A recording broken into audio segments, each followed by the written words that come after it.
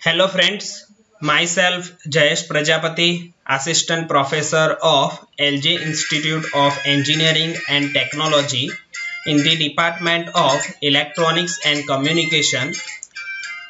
In this video, we are going to learn about Industrial Drives and Control, Unit number 2, Modeling of DC Machine. In my previous video, we have started with Unit 2, the content of construction of DC machine. Now in this session we have to discuss with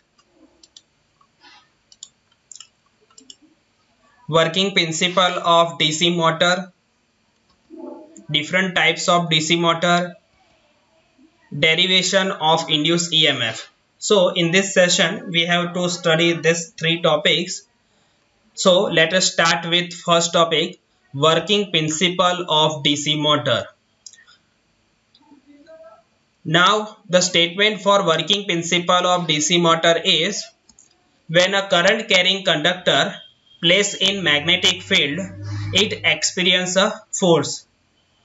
Now let us understand this statement by figure.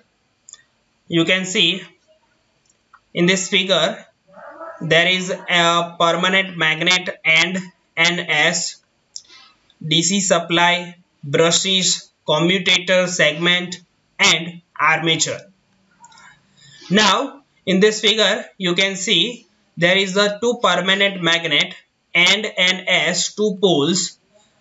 Due to this permanent magnet there is a magnetic field in this area. So when you give a DC supply to the armature via brushes and commutator segment, a current that can be flowed through the armatures. Okay, so we can say that a current carrying armature conductor is placed in magnetic field that is created by the poles. So it experiences a force. So here this armature getting a force because a current carrying conductor is placed in this magnetic field. So the force direction can be given by Fleming left hand rules. What is Fleming left hand rules? So the Fleming left hand rule is what? When a conductor which is carrying a current is placed in magnetic field, a force is exerted on conductor that is perpendicular to both direction of magnetic field and direction of current. So that is a Fleming left hand rules. In this way motor getting a force and it can be rotate. So motor can be work on this principle, that is a working principle of DC motor. Now we have to discuss the different types of DC motor. So we have to discuss the classification of DC motor. We know that DC motor having a two winding. First, field winding, that is a fixed or stationary winding. Second, that is armature winding, that is rotating windings. Now depending on the way of supplying power to the winding, it can be classified in three manners. First, that is separately excited DC motor. Second, that is self-excited DC motor. And third, that is permanent magnet DC motor. Now, depending on the way of connecting armature and field winding, a self-excited motor can also be further classified in three manners. First, that is shunt excited DC motor. Second, series excited DC motor. And third, that is compound excited DC motor. A compound excited DC motor can also further classified as a cumulative compound DC motor and differential compound DC motor. Now this cumulative and differential compound motor can further classified in two ways, that is long shunt and short shunt. So we can say that long shunt cumulative compound DC motor and long shunt differential compound DC motor, and also short shunt cumulative DC compound motor and short shunt differential compound DC motor. So that is a classification of DC motor. Here we have to study each motor one by one.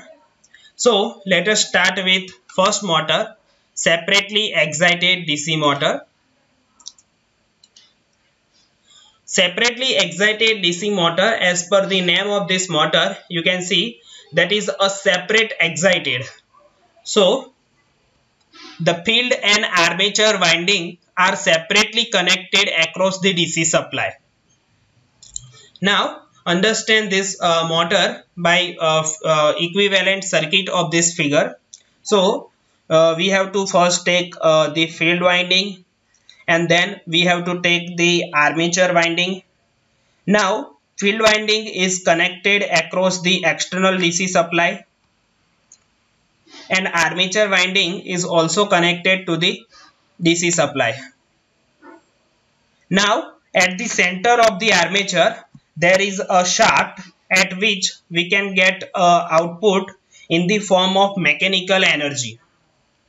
Now you can see in this figure there is a no physical connection between field and armature winding. Due to the external DC supply, there is a current flow through the field winding and armature winding. This current is shown by the arrow lines. Okay. Now field current produce a magnetic field that is cut by the armature conductor. Armature winding that is connected to the DC supply external, hence it play as a role of current carrying conductor placed in magnetic field. So a force is exerted on it as per the working principle, and due to the Fleming left hand rules, when it placed in magnetic field, so it start rotating in clockwise direction. So that is a separately excited DC motor. Now we have to discuss the self-excited DC motor. A self-excited DC motor can be classified as a shunt motor, series motor and compound motor. So let us first we have to discuss the shunt motor. As per the name of this motor, shunt, that means parallel connection. Okay. So the field and armature winding are connected in parallel across the DC supply. Let us understand this statement by figure. So first we have to take the field winding, then we have to take the armature winding. Now the parallel combination of this field winding and armature winding that is connected across the DC power supply.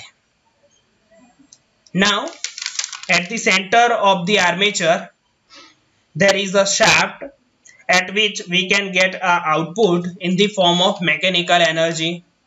Now we have to connect at the shaft, at the end of the shaft, load. So we have to connect this in this way. Now the resistance of field winding is always higher than the armature windings. The resistance of field winding is always higher than the armature winding. This is because the number of turns of field winding is more than the number of turns of armature windings. So field current remains constant and flux produced by the field current is also constant. So due to this DC supply, a current can be flow through this field winding and armature windings. Now field current remains constant, so flux produced by the field current is also constant. So that's why it is called as a constant flux motor. Due to this, a shaft of the motor can be rotated in clockwise direction. Okay, so that is a shunt motor. Now next, that is a series motor. As per the name of this motor, there is a series connection. The field and armature winding are connected in series with the DC supply voltage.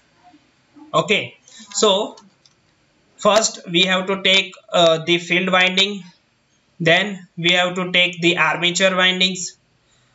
This field winding and armature winding, that is in series connected to the external DC supply. At the center of armature there is a shaft at which we can get a mechanical energy. At the shaft we have to connect load. Now due to this DC supply, a current is flow through the field winding and armature windings. In this series motor you can see series connection, so current is same, so we can say that field current is exact equal to the armature winding current. Now due to this motor can be having polarity like this, and motor shaft can rotate in clockwise direction. Now we have to discuss the compound motor. Compound motor having a two types, long shunt compound DC motor and short shunt compound DC motor. Means in a compound motor, a field winding is divided. A part of field winding is connected across the armature and the remaining field winding is connected in series with the armature. So we can classify a shunt motor as a long shunt and short shunt compound DC motor. Now in this long shunt compound DC motor, you can see as per the name long shunt. So it can connect as a shunt field winding as a long connection. The shunt field winding is connected across the series combination of armature and series field winding. So here you can see shunt field winding and series field winding. So field winding is divided in two parts, series and shunt. So a shunt field winding is connected across a series combination of armature and series field winding. So let us understand this statement by equivalent circuit. So let us first we have to take a shunt field winding, then we have to take armature and series field winding. The series combination of this series field winding and armature winding, that is connected across shunt field winding. So that is parallel combination that is connected to the DC supply. Now at the center of the armature there is a shaft connected. At the shaft we have to connect load. Now due to this DC supply, the current can be flow in shunt field winding and series field winding. Okay, so in this way current can be flow in this long shunt compound motor, and also a polarity across the shunt field winding and series field winding is created in this way. So motor can be rotated in this way. Okay, now next, that is short shunt compound DC motor. In short shunt DC compound motor, as per the name, there is a short connection, a short shunt connected. So let us study. The shunt field winding is connected across the armature and their parallel combination appears in series with the series field winding. So you can see a shunt field winding is connected across the armature and their parallel combination is appear in series with the field winding. So first we have to take the shunt field winding is connected across the armature. So we have to take armature. Then this parallel combination is connected in series with this series field winding. So this parallel combination that is connected to the series field winding. Now this is supplied by the common DC supply. Now at the center of the armature there is a shaft, and at the shaft we have to connect the load. Now due to this external DC supply, a current can be flow through the series field winding in this way, and motor can rotate in this way, anti-clockwise direction. Okay, the next topic that we will discuss in our next lecture. Okay, thank you very much.